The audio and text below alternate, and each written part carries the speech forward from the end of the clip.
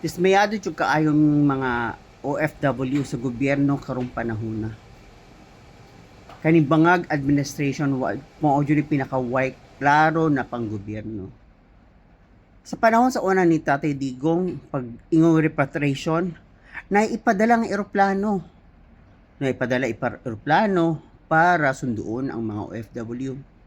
Sa karon, bot puro report ang Pangulo. Sige report, himong reporter.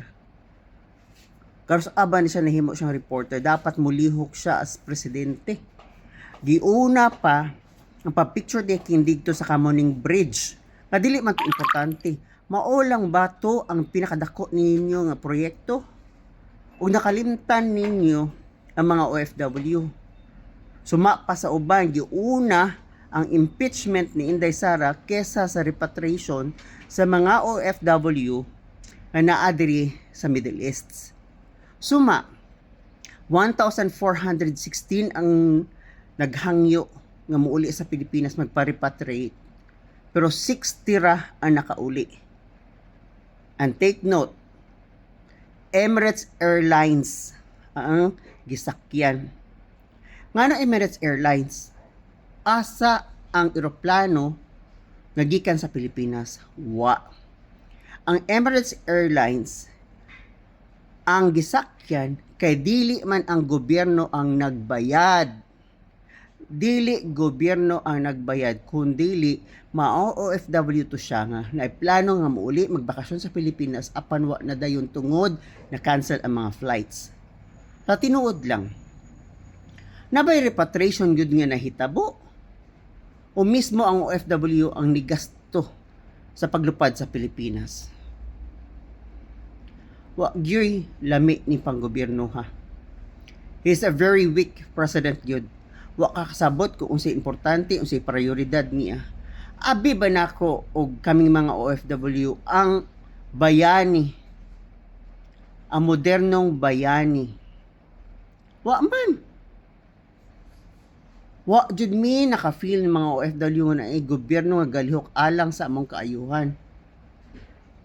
Kung magkuha pod mi manguli sa Pilipinas, kinahanglan pa magkuha og verification, kinagkan kay requirements.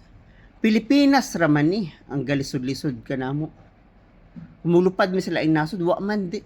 Sa kong experience, wa gyud di gyud ina nakalisod. Pilipinas ra sa tanang panahon, mulupad ka mo ato kag abroad mangita kag trabaho, palisdan ka. Muli ka sa Pilipinas, palisdan gihapon ka. Asa naman mi ani padung? Unsa magyud gusto minyo tabangan pero inyo maming atngan kung gusto namo manarbaho diri sa abroad.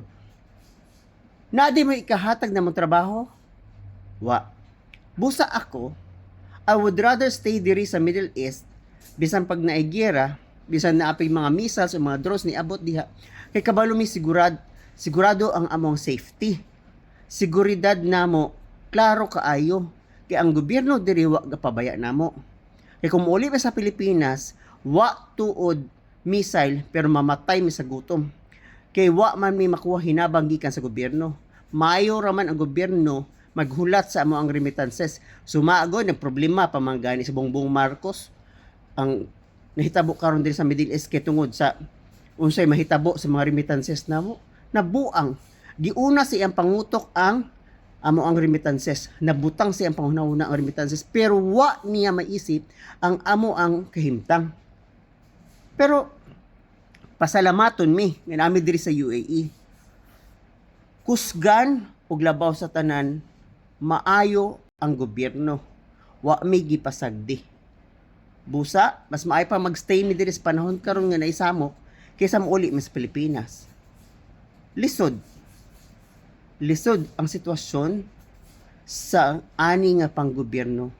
Ang giuna, impeachment ni Inday Sara. Ang giuna, ang picture taking sa Kamuning Bridge. Hinaot lang ko, makauna-una ni si Bongbong Marcos nga munaog na sa siyang pagka-presidente kaya joy klaro, why nahot, why kaayuhan, tanan galisod. Tanan naglisod tungod sa iyahang hunauna. Pait. Giuna man gud ang pagkawkaw sa kwarta sa katawhan. ang kwarta sa gobyerno nga alang sa katawhan mo na way klaro, way lami nga pang gobyerno. Pwede ninyo